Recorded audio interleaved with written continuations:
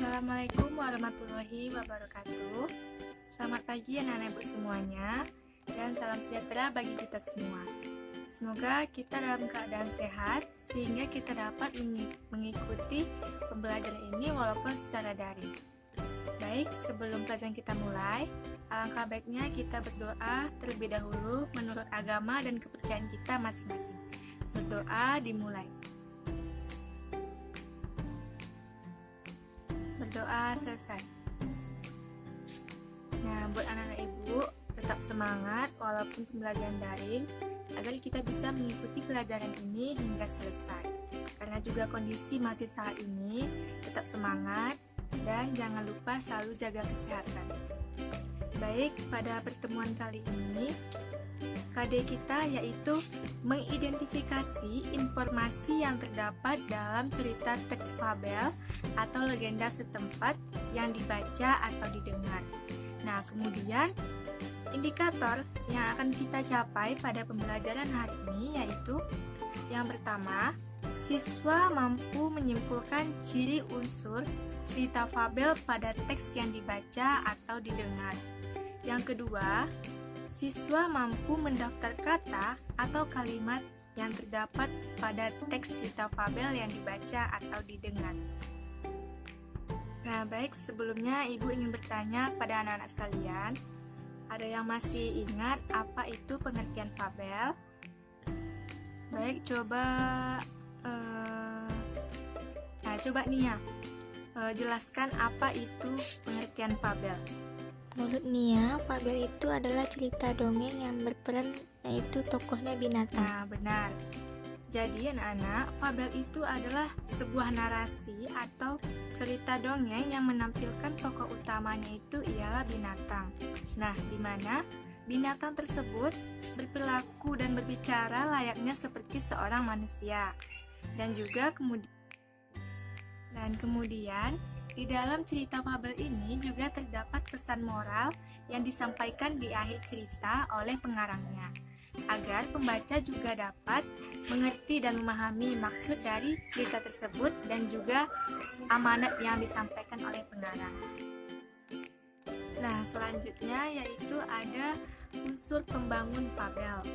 Nah, unsur pembangun fabel itu ada tokoh, penokohan, alur, tema, dan juga amanat yang disampaikan. Nah, jadi perlu diketahui anak ibu sekalian, di mana tokoh dan penokohan itu berbeda. Nah, di mana pertama itu tokoh. Tokoh itu merupakan pelaku utama dalam cerita tersebut. Dan sedangkan penokohan itu adalah gambaran yang jelas yang akan ditampilkan dalam cerita tersebut. Misalnya gambaran seekor singa yang sangat sombong dan angkuh.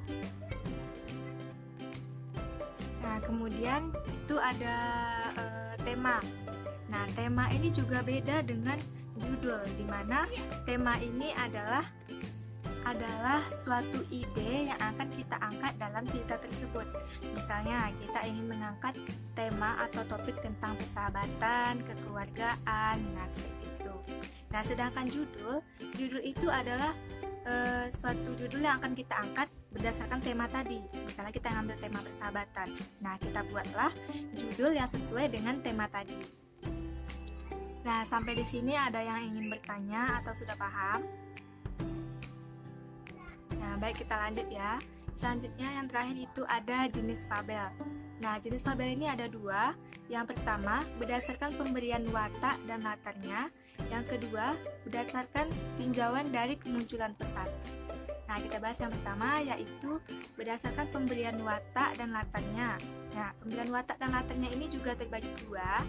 Yang pertama, fabel alami dan juga fabel adaptasi. Yang pertama itu ada fabel alami. Nah, apa itu fabel alami? Fabel alami ini adalah menggunakan watak tokoh binatang tersebut seperti kondisi nyata. Artinya, kita menggunakan watak tokoh tersebut yang memang seperti aslinya. Misalnya seperti tokoh binatang kura-kura. Nah, kura-kura ini identik dikenal dengan si tokoh kura-kura yang lambat. Nah, yang kedua, fabel adaptasi itu kebalikannya, di mana fabel adaptasi ini kita mengubah watak tokoh aslinya itu pada dunia nyata. Nah, yang kedua yaitu ditinjau dari kemunculan pesan. Nah, ini juga terbagi dua, yaitu tanpa koda dan juga dengan koda. Nah, di mana dengan koda ini, di cerita juga terdapat pesan secara eksplisit yang disampaikan oleh pengarang. Sedangkan tanpa koda, itu tidak terdapat pesan moral yang diletakkan oleh pengarang cerita dalam cerita tersebut. Baik, karena waktu sudah hampir habis, kita cukupkan sampai di sini pertemuan kita pada hari ini. Dan untuk instruksi selanjutnya, Ibu akan mengirimkan tugas yang akan Ibu kirimkan di platform Google Classroom. Dan silakan Anda sekalian simak tugas yang akan Ibu berikan dan kerjakanlah sesuai waktu yang sudah Ibu berikan. Dan jangan lupa kerjakan tugas yang sudah nanti Ibu berikan, kerjakan dengan waktu sebaik mungkin. Walaupun dalam kondisi pandemi seperti ini, tetap semangat mempelajari walaupun dalam kondisi daring, dan tetap semangat dan jangan lupa kerjakan tugas-tugasnya. Semoga kita dapat berjumpa di pertemuan berikutnya. Akhir kata Ibu ucapkan wabillahi taufiq wal hidayah. Wassalamualaikum warahmatullahi wabarakatuh.